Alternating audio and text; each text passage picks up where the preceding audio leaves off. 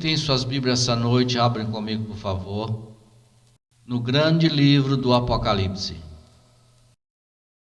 capítulo 19.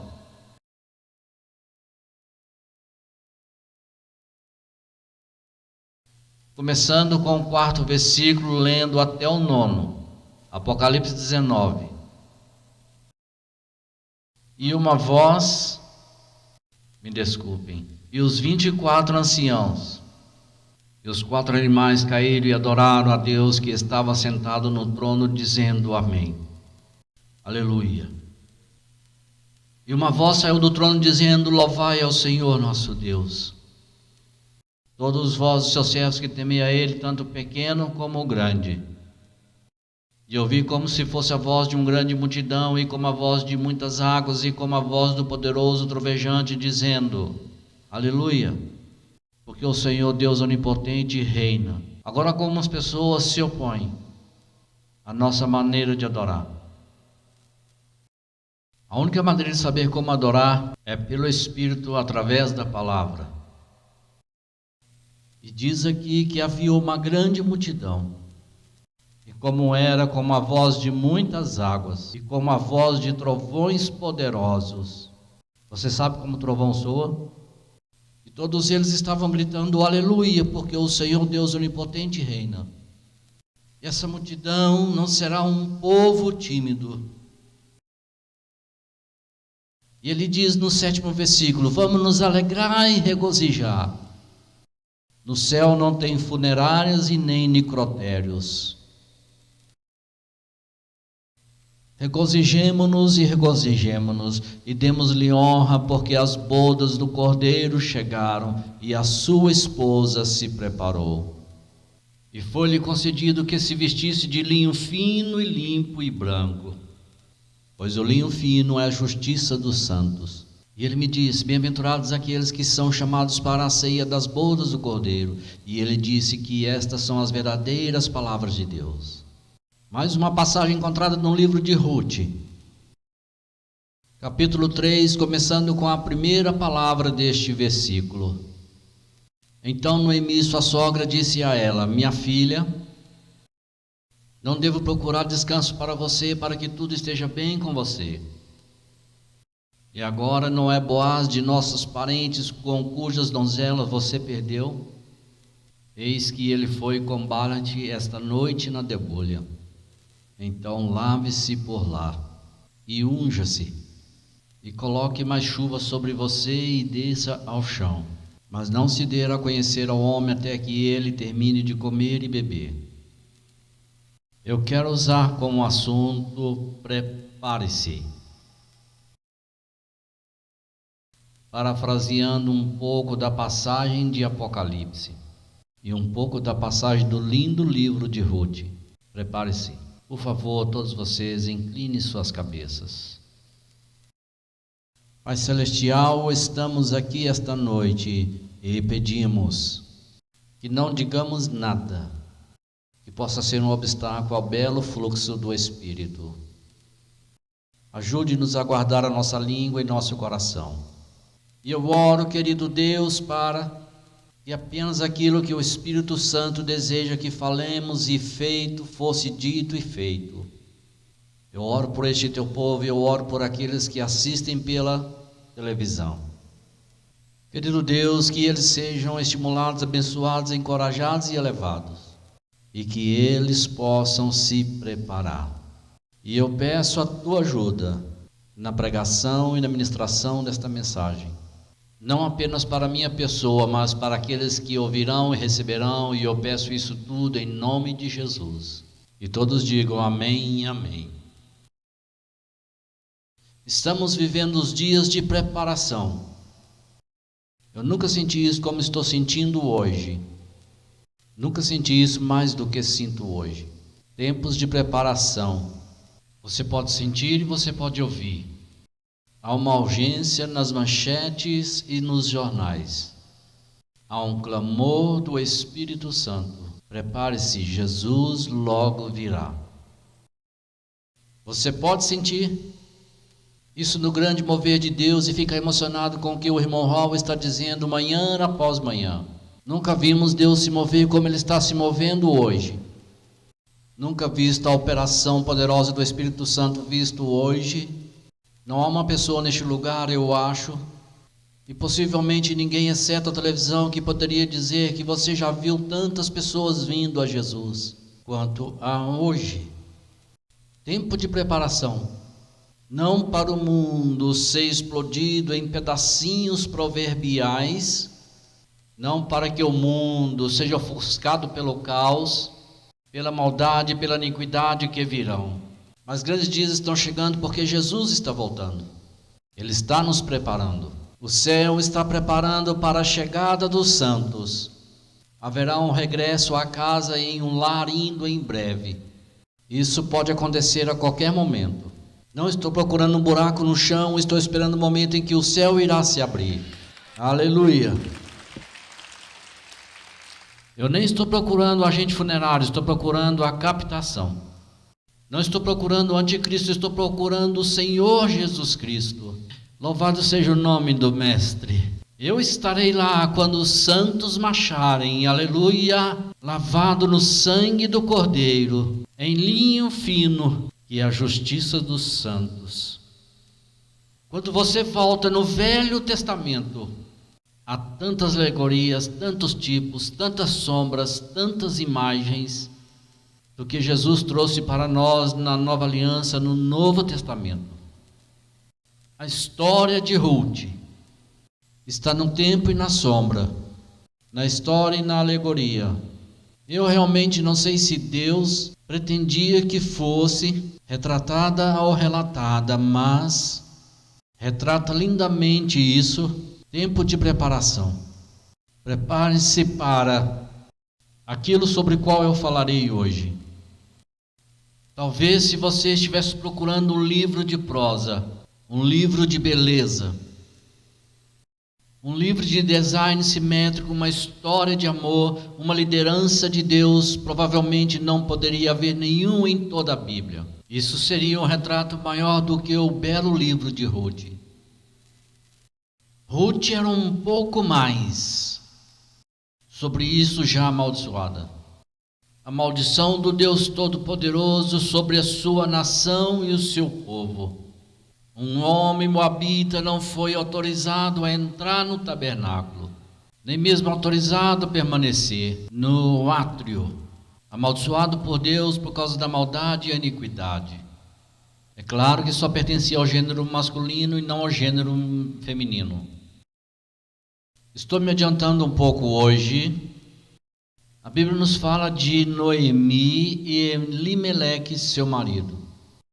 A seca experimentada estranhamente chega na terra do pão. E é isso que significa Belém. E é onde eles moravam, em Belém, a terra do pão. E ao invés de confiar em Deus, eles foram para a terra de Moabe. Eles ficaram lá quase 10 anos. E quando Noemi, aquela linda mulher, linda, e eu digo que linda em espírito, bela em caráter, bela em fome e desejo por Deus. Quando ela chegou a Moabe, no decorrer do tempo, seus 2 filhos se casaram com 2 meninas moabitas. Ruth era uma delas, Orfa era outra. Mas tragédias sobre tragédias sobre tragédias, Mara tornou seu nome significando amarguras, porque ela perdeu seus filhos e perdeu seu marido. Ela se viu em uma terra estranha, em um país estranho, com 2 meninas que também havia perdido seus maridos. E lá na amargura de sua tristeza e sofrimento, ela ouviu dizer que agora havia pão em Belém. Ela ouviu dizer que Deus estava visitando sua terra. Então ela estava indo para casa. Já faz muito tempo. Ela diz para essas 2 garotas, na verdade eu penso 4 vezes. E é uma bela lição aqui, e eu pensei muito sobre isso. Ela diz para essas duas garotas: eu vou voltar para minha terra, minha casa. Abaixe isso um pouco, por favor. Você volta para seus membros e para seu povo. 4 vezes. Não estou fazendo uma declaração, agora estou apenas fazendo uma pergunta. Às vezes me pergunto se nós estamos evangelizando.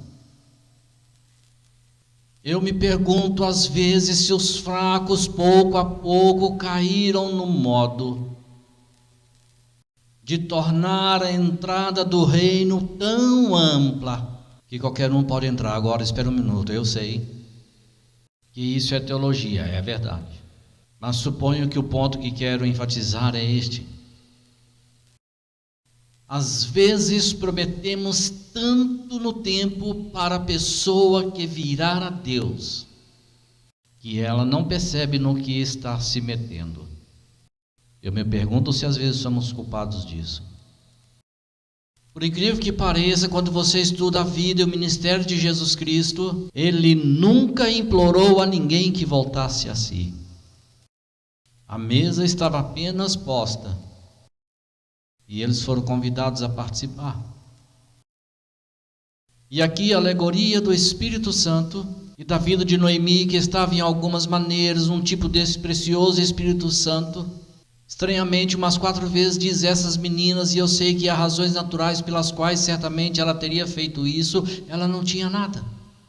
Ela estava desolada, falida, desamparada, sem maneiras de cuidar daqueles que estavam com ela. Então ela disse: volte para seus deuses e sua adoração pagã. Órfã, a cunhada de Ruth, fez isso. Ela foi embora. Foi a pior decisão que ela já tinha tomado na sua vida. Ela tinha isso.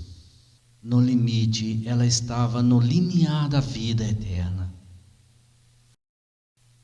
Ela teve a oportunidade que vários milhões teriam dado qualquer coisa para ter, e não acho que ela tinha sido capaz de aproveitá-la.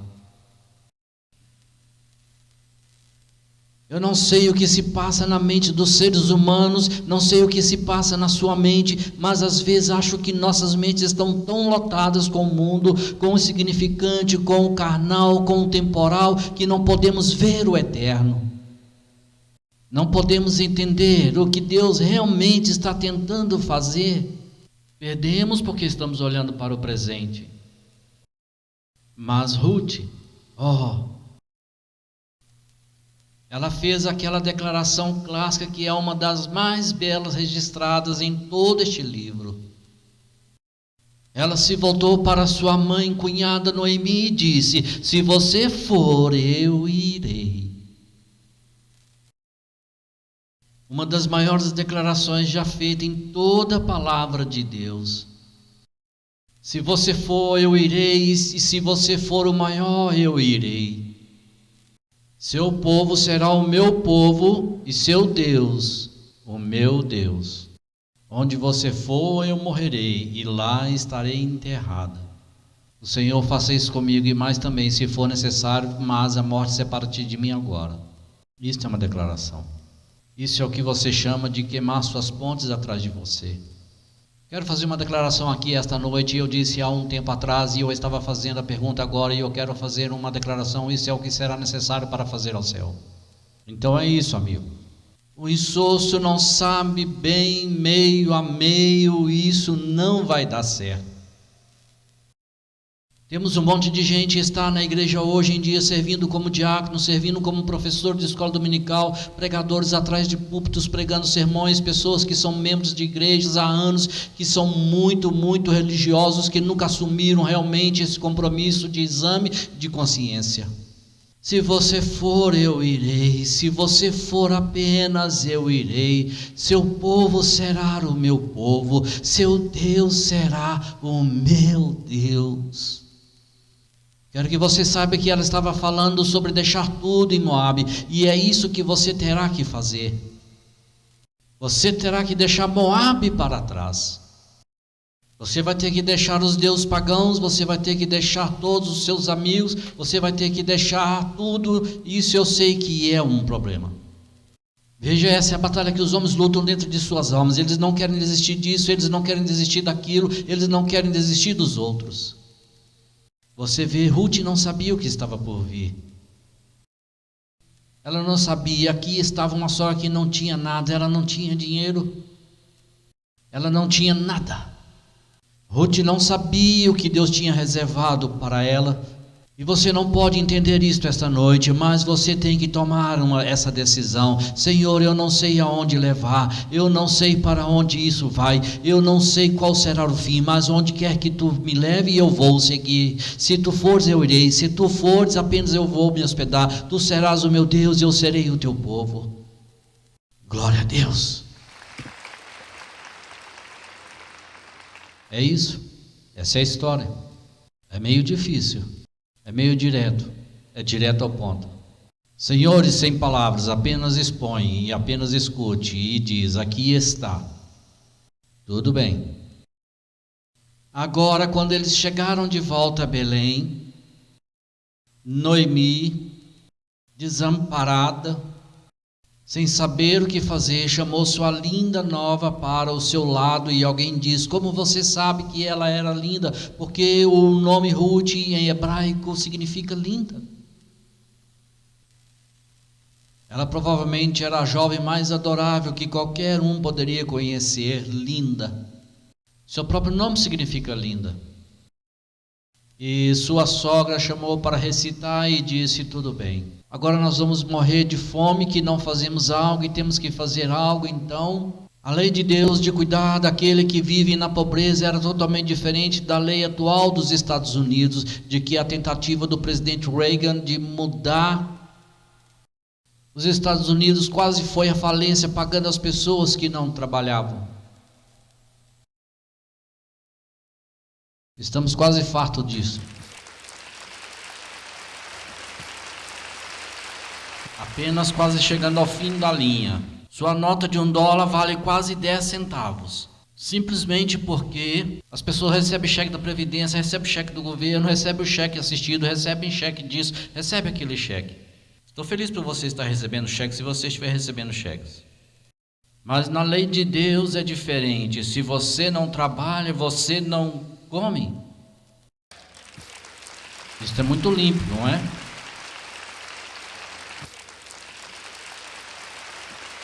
A lei de Deus diz que você não vai se sentar na varanda e fumar um cigarro, beber sua cerveja, seu vinho e fumar seus baseados, suas drogas e receber um cheque todo mês. Isso é bom.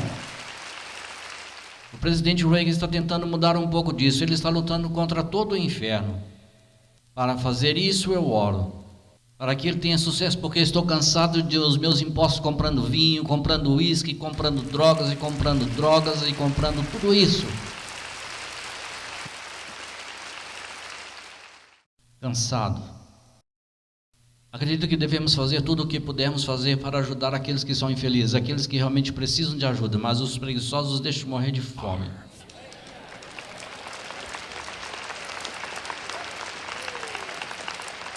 Agora você pode dizer que eu estou meio nervoso esta noite. Você sabe qual era o programa de bem-estar de Deus naquela época? Eu contei a todos os fazendeiros agora. Quando você colhe a colheita e você não colhe os cantos, os fazendeiros colheram os cantos dos campos, deixam os campos lá no canto para onde as pessoas que não têm nada possam sair, possam eles reunir o que está no canto, o que foi deixado cair pelos ceifadores. Não me refiro às grandes quantidades, mas o pouquinho que caiu, deixaram lá para que eles possam pegá-lo também. Mas Deus não entregou para eles, eles tiveram que ir lá e pegá-lo.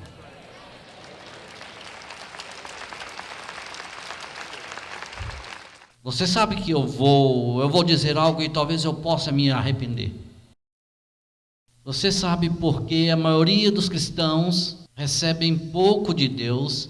Isso vai te chocar. Não é por falta de fé, não é porque eles não acreditam, não é porque eles não acreditam na palavra, é porque eles são os velhos preguiçosos. Qual é o fato? Preguiçosos.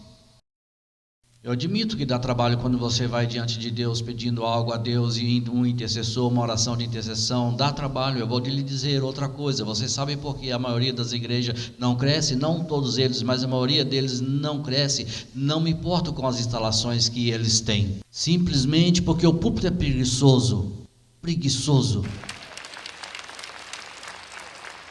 Os pregadores jogaram golfe.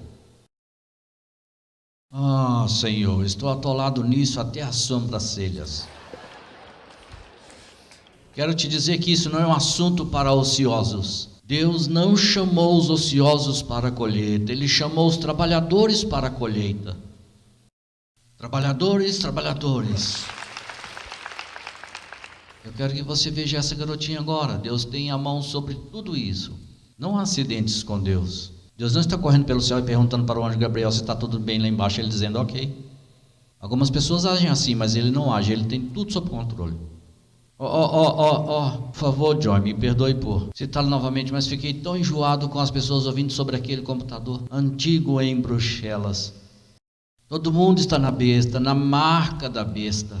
Oh, Senhor, o que você diz, o que isso tem a ver, o que você está dizendo, o que isso tem a ver? Deus tem as coisas sob controle. Deixa o mundo fazer o que quiser, o inferno para lá fazer o que quiser, deixa os demônios fazerem o que quiserem, Deus está fazendo um show, Deus tem as coisas sob controle, Deus ainda está em seu trono e o céu não está falido. Glória! Ele observa todas as coisas, Ele está guiando as coisas na terra, seu plano não falhará.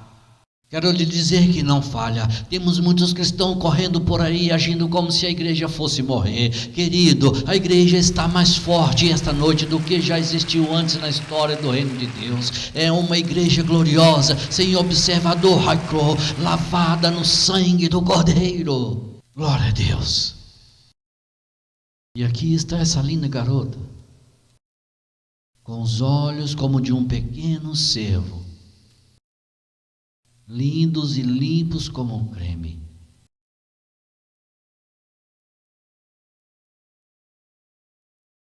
Pequena, linda, lá fora com suas mãos brancas de lírios, curvando até suas costas quebrarem, pegando milho, trigo realmente, pegando grãos de trigo no chão.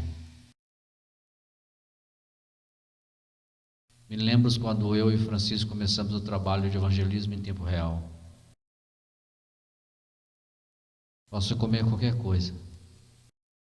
Tem um estômago de ferro fundido, mas em uma reunião de 2 semanas como frango 27 vezes.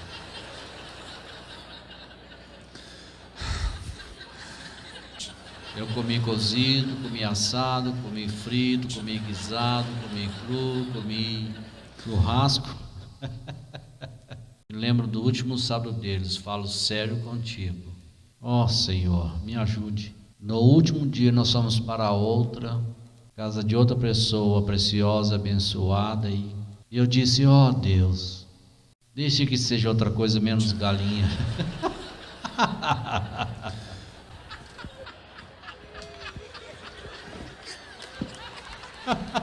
Oh Deus, costelas de porco, a mortadela vão ajudar em qualquer coisa, Senhor, mas não consigo ver outra galinha, eles querem abrir a minha boca, já eu como outro frango.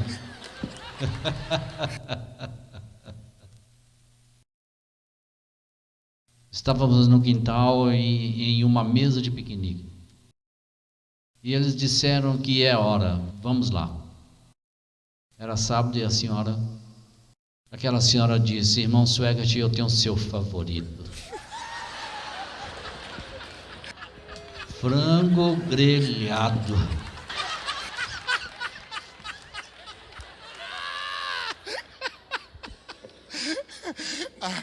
E eu empurrei.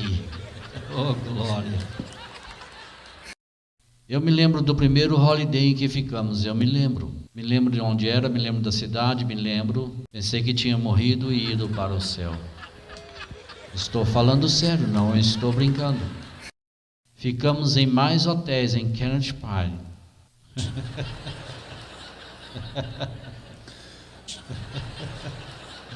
Oh, Senhor, tenha piedade. Eu olhei para 5 grandes reboques de tratores transportando os equipamentos. Eu penso no que tínhamos. E Deus não faz isso, não empacota você. Esse é o ponto que eu estou tentando transmitir.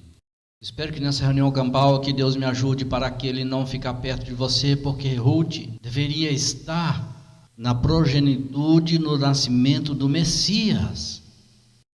Esta garotinha estava em sua linhagem para trazer Jesus Cristo ao mundo.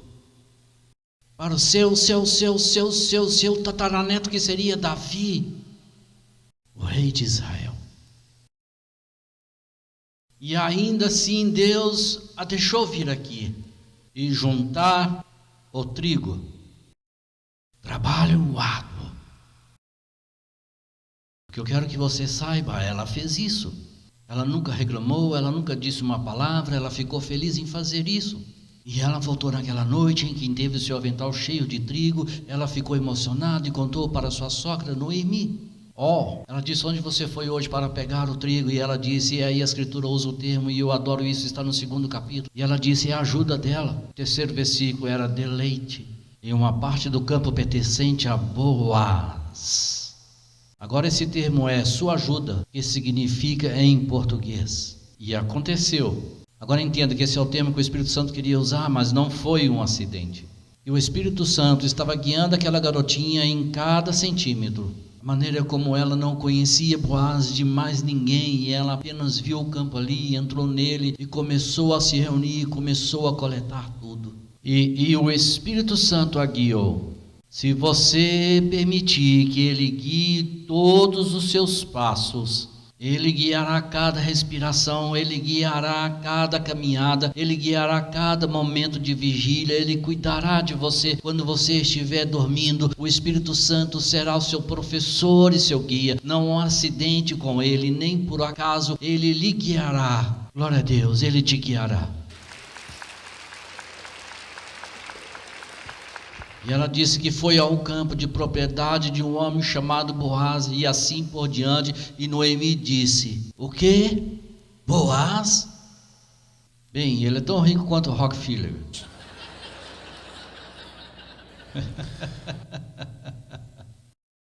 Gente, nós pagamos a terra.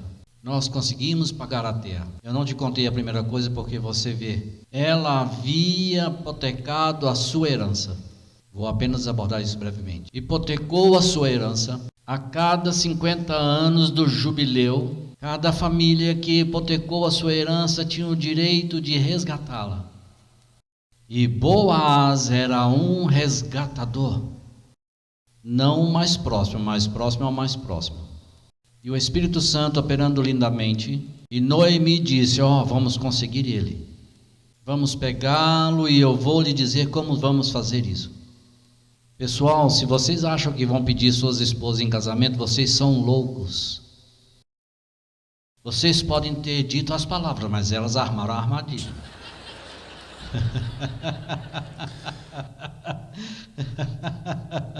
Aleluia, glória a Deus. E você saiu como uma mulher, isso é impossível.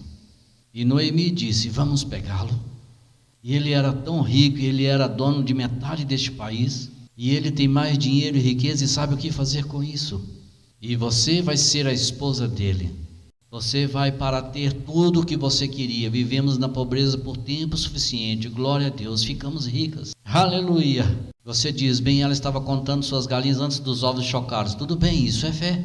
Louvado seja Deus. Ela estava acreditando em algo, ela não tinha as mãos nele, mas pela fé ela já tinha estendido a mão e conseguido. Agora eu já disse tudo isso, essa é a minha introdução a esta mensagem.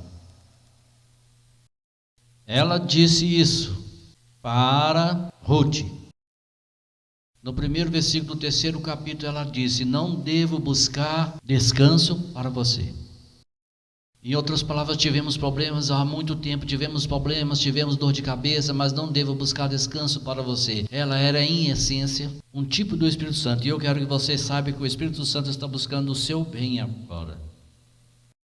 Às vezes ele vai te levar, diga bem, Ruth, em um campo fazendo um trabalho árduo, e isso foi para o bem dela, sim.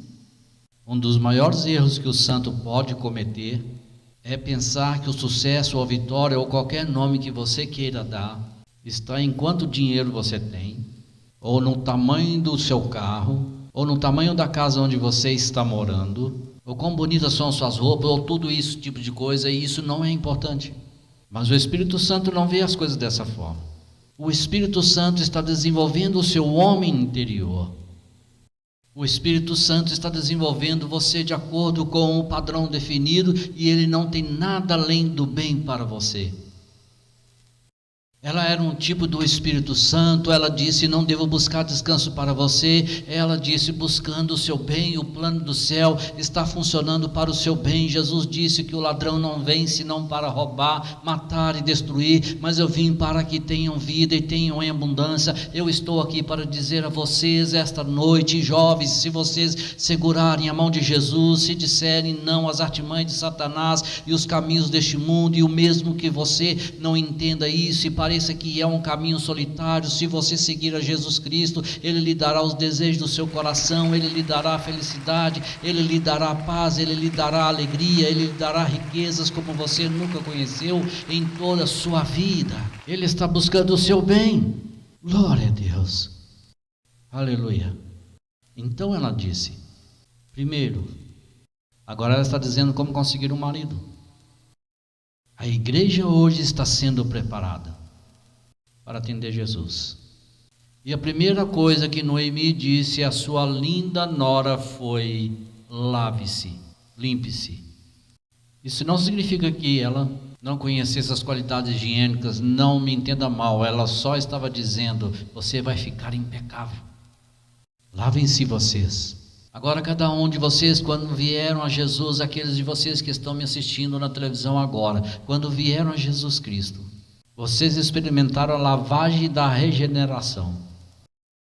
Ele purificou sua vida e seus pecados, lavaram com o seu precioso sangue. Vocês experimentaram isso. Mas agora, depois você veio a Jesus, você ainda precisa de repetidas lavagens, repetidas vezes, e de novo, de novo, de novo, e de novo, e outras vezes. Não estou dizendo que vocês serão salvos repetidas vezes, quero dizer que vocês estão vivendo em um mundo poluído e sujo. Quero dizer, você está escovando tudo que Satanás tem, e muitos de vocês aqui estão trabalhando com pessoas que usam palavrões constantemente. Outros de vocês ouvem piadas sujas e ficam no meio disso o dia todo. Essa é a razão pela qual vocês precisam disso, e você veio a essa reunião no ginásio. Você veio aqui. Você poderia ter ido pescar, você poderia ter ido a um lago em algum lugar ou uma praia em algum lugar, mas você veio aqui para estar na igreja às 8 da manhã, 10 horas da manhã, 2:30 da tarde, 7:30 da noite. O mundo pensa que você é louco, mas você veio buscar um reabastecimento do Espírito Santo para se lavar. Lavar. Vou dar a vocês uma pequena sinopse do exemplo de lavagem do Antigo Testamento, no exemplo de lavagem e no Novo Testamento. Quando Deus deu a Moisés o projeto do tabernáculo, primeiro havia o altar de bronze, e logo atrás dele estava o trabalho de bronze. A palavra lave em hebraico significa banhar-se, lavar. Que estava no pátio externo, então você entrou no lugar sagrado, e à esquerda havia o castiçal de 7 pontas. Lindo, cujo item teria custado bem mais de $1 milhão para ser construído. E foi extraído de uma peça de ouro. Me disseram, e eu não sei se é verdade, que não há nenhum artesão ou artesã na terra hoje que pudesse realizar este trabalho. Deus deu a Bezalel a sabedoria para saber como fazê-lo. Imediatamente você entra no lugar sagrado, é claro que só o sacerdote podia entrar. Lá tinha a mesa do pão, lá bem no meio do castiçal de pontas e a mesa de pães. Bem à frente dele estava a arca de incensos. Então havia o grande véu com os querubins sobre ele que escondia o Santo dos Santos. Naquele Santo dos Santos estava a arca da aliança feita de ouro puro. O lugar era tão sagrado porque os querubins olhavam para o propiciatório dentro daquele baú contendo o que era a arca da aliança. Dentro da arca havia o que, se eu me lembro agora, havia as tábuas de pedra, os 10 mandamentos, a lei do decálogo. Isso, os 10 mandamentos. Havia a vara de Arão que brotou, o pote do maná, isso sim. Aqueles querubins estavam olhando através daquele propiciatório para a lei quebrada. Pois cada uma daquelas tábuas da lei tinha sido quebrada, cada uma delas. Tu não roubarás, tu não matarás, tu não cometerás falso testemunho, e todos os homens eram culpados disso. E uma vez por ano o grande sumo sacerdote entrava naquele santo dos santos e aplicava o sangue para a misericórdia, para que quando os querubins clamavam: Santo, Santo, Santo, Senhor Deus Todo-Poderoso, diante do trono de Deus, e olhavam para a lei violada e dizendo que o homem é culpado, eles olhariam para o sangue. Em vez disso, isso é um tipo da vinda do Messias. Agora, quando esses sacerdotes e seus deveres todo dia, deixe-me contar para vocês, santos, vocês realmente não conhecem, e alguns de vocês fazem. Esta grande salvação tem sido um processo muito caro.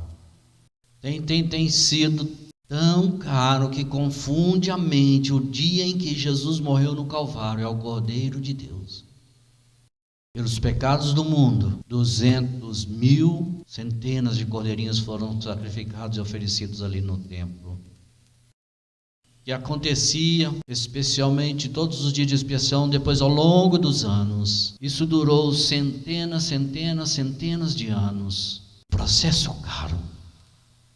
Quando os sacerdotes entravam e saíam do lugar santo e pegavam um pão fresco todas as manhãs e aparavam os pavios dos castiçais todas as manhãs, e todas as noites aplicavam óleo fresco. Eles deveriam subir na terra, não havia tábuas no chão daquele tabernáculo, eles andavam na terra e seus pés ficavam sujos, suas mãos sujas, e toda vez que eles passavam pelo aquele trabalho de bronze, cheio de água, quão grande era, não sabemos.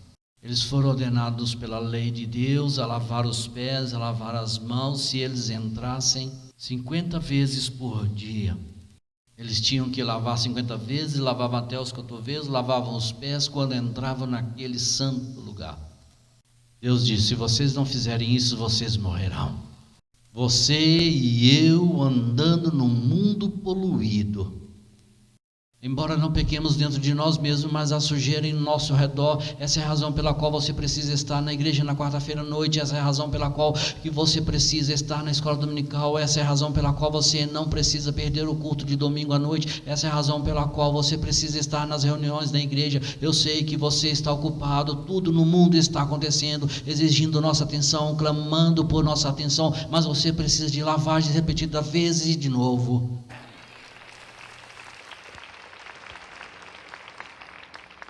Tudo bem, vai para João no Novo Testamento, Jesus na última ceia. Pouco antes, Jesus lava os pés dos discípulos, ensinando-lhes uma lição, mas isso voltou àquele trabalho descarado, e eu vou te ajudar com uma coisa agora. Quando ele chegou a Pedro, Pedro disse: tu não vais lavar os meus pés. Ele não queria dizer que ele era bom demais para Jesus lavar os seus pés. Ele estava dizendo: Jesus, tu és bom demais para lavar os meus pés. E Jesus disse: se eu não lavar os seus pés, você não é meu. E Pedro deveria saber disso, mas ele não sabia. Ele disse: Jesus, não apenas meus pés, mas minhas mãos, minha cabeça, me lave completamente. Jesus disse a Pedro: você não precisa ser lavado, apenas seus pés. Ele estava tentando dizer a ele: você não é salvo todos os dias, você não precisa continuar voltando e sendo salvo repetidas vezes, mas você precisa daquelas lavagens dos pés. Aleluia, glória a Deus. Os pés que você serve, isso você precisa. Você está no meio de um mundo poluído, Pedro, e você precisa dessas ações, daquelas que limpam, daquelas que lavam. A maioria das pessoas pentecostais precisam hoje, e isso vale para os batistas, vale para os metodistas, vale para qualquer um. Em vez de sair por aí preocupando seu pastor até a morte, em aconselhamento pastoral, falando com os olhos regalados, ou indo a algum psicólogo ou psiquiatra, e graças a Deus por todos aqueles homens que estão tentando ajudar as pessoas, mas você sabe o que é realmente a maioria de vocês precisam? Vocês precisam entrar em um altar antiquado em algum lugar, voltar para o seu quarto ou para o seu quarto de oração e se ajoelhar diante de Deus e fique lá até que uma explosão renovada do Espírito Santo aconteça em suas vidas interior. É disso que precisam. Quero dizer, até que você sinta como se todo o céu se explodisse em sua alma. Você se sente como o Espírito Santo estivesse jorrando sobre você e você só quer se levantar e correr por todo o prédio. Você diz, isso é fantástico, não me importa como você chama, é disso que você precisa. Um pentecostal, um antiquado, orando até que algo te pegue. Então você sabe que nos tornamos modernos hoje em dia e temos toda uma geração nervosa. E nossas igrejas costumavam ter altares e as pessoas ficavam lá até que as lágrimas rolassem por suas bochechas e elas ficavam com as mãos para cima, louvando a Deus. Depois de algum tempo, isso poderia acontecer e começar a rir no Espírito Santo e simplesmente se perder em espírito. E quando elas voltavam para casa à noite, às vezes à meia-noite, eles voltavam para casa sentindo como se todo mundo tivesse sido tirado dos seus ombros e Jesus estava em seus corações. E essa é a terapia que você precisa esta noite. É isso. Isso. Lave-se então. E então ela falou, disse a Ruth: unja-se. Esse é o Espírito Santo. Unja-se. Unja-se. Esse é o problema com nossas igrejas, é o problema com os pregadores. Essa é a coisa que eu oro muito, mais do que eu oro por qualquer outra coisa. É a unção do Espírito Santo. Deus me deu a unção, ó Deus, deixe isso fluir através do meu coração. Deite-se em meu rosto diante de Deus até que as lágrimas quentes rolem pelo meu rosto. Deus, deixe fluir através de mim, deixe fluir sobre mim, deixe fluir em mim a unção do Espírito Santo, a unção do Espírito Santo. Deixe-me contar a vocês isso. A igreja sem o Espírito Santo é um automóvel sem motor. Um cristão sem o Espírito Santo é como uma pessoa sem poder. O batismo no Espírito Santo é o que nos torna diferente do mundo. O Espírito Santo te unge, é o tipo do Espírito. Você dá um púlpito a um pregador da igreja de Cristo e ele pregará o batismo nas águas 99 e 100 vezes. Você dá o púlpito a um pregador pentecostal, se ele tiver alguma coisa nele, ele pregará o Espírito Santo 99 e 100 vezes. Aleluia, aleluia, aleluia, aleluia. Louvado seja o Senhor. A unção. Você sabe qual é o segredo dessa transmissão? Não é a música, não é o Jim Swaggart, não são os instrumentos, não é a personalidade, ou talento, ou habilidade, mas é a unção do Espírito Santo que entra nas casas e a sala de estar e os quartos de hotéis e estende a mão para aquele bêbado e diz a ele que tem o poder, não eu, mas o poder do Deus Todo-Poderoso. A unção do Espírito Santo. É disso que precisamos. Então ela disse: Senhor, eu poderia pregar a noite toda falando nisso, mas não vou perder tempo. Coloque a chuva sobre você um dia. E ela disse à adorável garota Ruth: lave-se, unte-se, coloque sua chuva mais sobre você quando você começar a olhar. Uma das grandes concordâncias que eu não sei se vocês conhecem. Forte, o que quer que seja, você descobrirá aqui. As vestimentas de louvor são mencionadas: vestimenta de humildade, vestimenta de zelo, vestimenta de amor, vestimenta de santidade. Isso é o que Ele quer que você vista.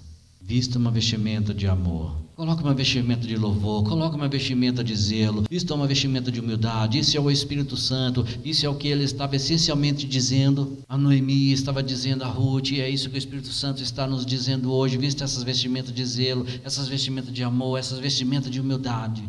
Coloque-os nisso. Essas deveriam ser suas belezas, senhoras. Essas deveriam ser suas forças, senhores. São essas roupas que a palavra de Deus fala, e Noemi disse a Ruth para vestir suas vestimentas.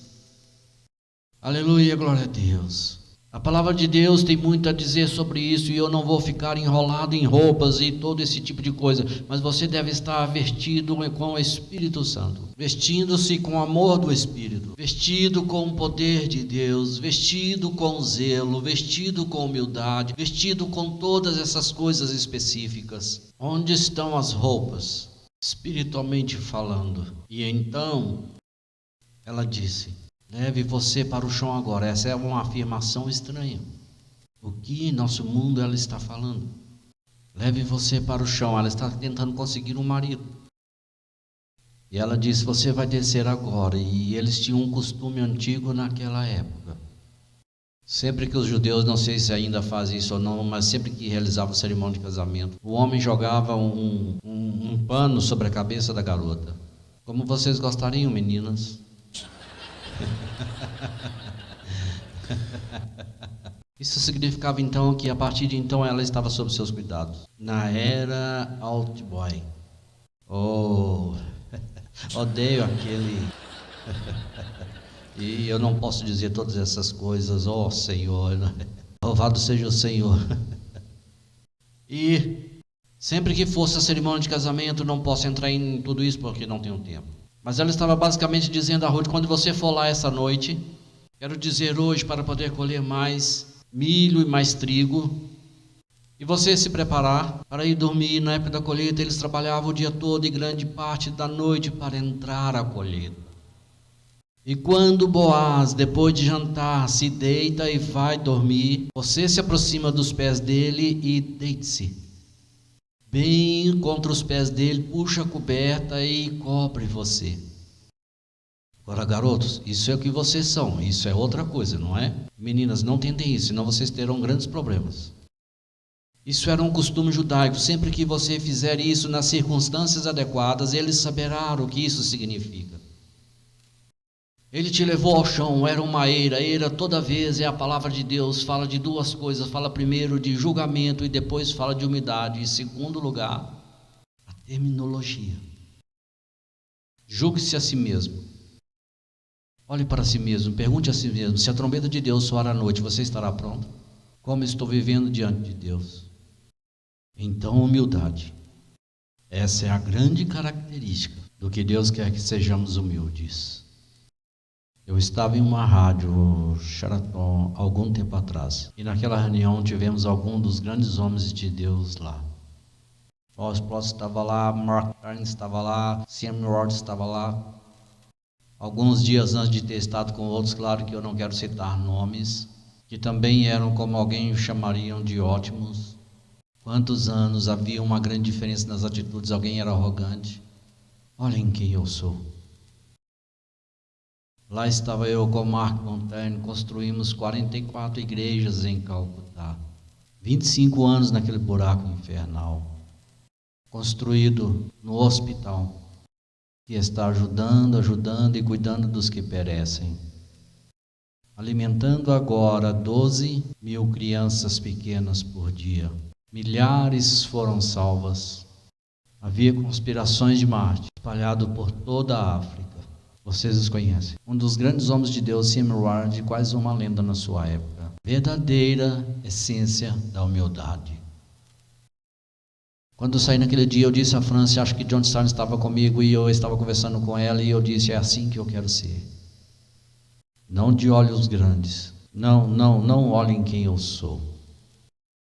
Mas a essência da bondade, da graciosidade, da humildade e do amor. É isso que ele está nos dizendo. Lavem-se. Ele está falando com os santos. Unjam-se. Coloque a acusação que está neste livro. E descer com humildade. Você sabe como termina a história. Não vou entrar em detalhes, mas o casamento foi realizado, a terra foi resgatada. E Ruth se tornou, eu não sei, a grande que ela estava 10 ou 12 anos na fila. A grande tataravó de Davi, o rei de Israel. e, portanto, para o nascimento de Jesus Cristo. Um dos meus queridos amigos teve uma visão há algum tempo. Ele disse que viu os céus e ele atravessou o portão de pérola. Tudo estava tão ocupado, anjos estavam indo e vindo. Tudo estava impecável. E ele parou um anjo alegre e animado e perguntou: por que toda essa atividade? E ele disse que o anjo disse: você não sabe? Ele disse: não, eu não sei. Você não ouviu? Não, sou novo aqui. O anjo disse: estamos nos preparando para o grande desfile. Quando os santos vierem, vestidos de brancos, imaculados, lavados no sangue do Cordeiro, marchando diante da grande tribuna reveladora, haverá um grande número. Se preparem, abaixem suas cabeças.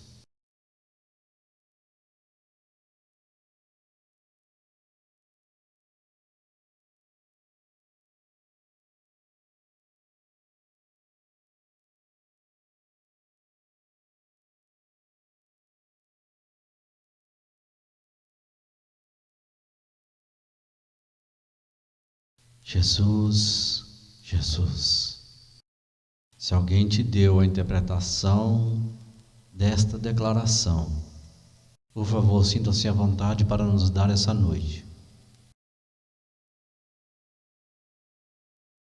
Precioso Jesus, querido Pai Celestial, eu te amo muito. Eu peço essa noite que o Teu Espírito fluísse e movesse nos corações das pessoas. Oh, querido Deus, dependemos de Ti, recebemos nossa própria indignidade pessoal. Conhecemos esse Senhor apenas um dia. Também sabemos que somos um povo necessitado. Sabemos disso. E viemos diante de Ti nesta reunião, neste estádio. Viemos diante de Ti para que o Teu Espírito possa fluir através de nós, dentro de nós e sobre nós. E tudo que eu Te peço esta noite, e que isso faça alguma alma que está aqui com sede das águas vivas, que essa sede seja saciada. Eu quero que todos que estão aqui nesse estádio fiquem de pé. Precioso Jesus, aleluia ao Cordeiro. A glória seja dada a Cristo. Obrigado, Jesus. Obrigado, Jesus. Obrigado, Jesus. Há centenas e centenas de pessoas piedosas neste lugar esta noite. E pelos próximos 3 ou 4 minutos eu quero que você acredite em Deus comigo. E cada escravidão será quebrada, porque eu vou chamar essas pessoas preciosas para a frente. Mas isso por si só não fará o trabalho. É necessário o poder de Deus para fazê-lo. Eu quero que você acredite em Deus comigo.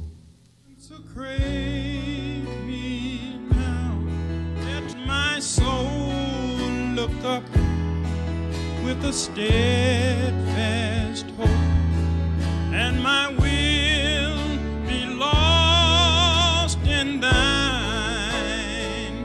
Draw me nearer, oh nearer, blessed Lord, to the cross where thou hast died. Draw me nearer,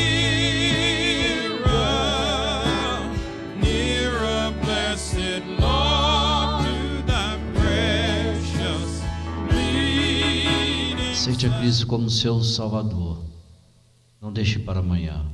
Jesus vai transformar a sua vida. Ele vai te transformar.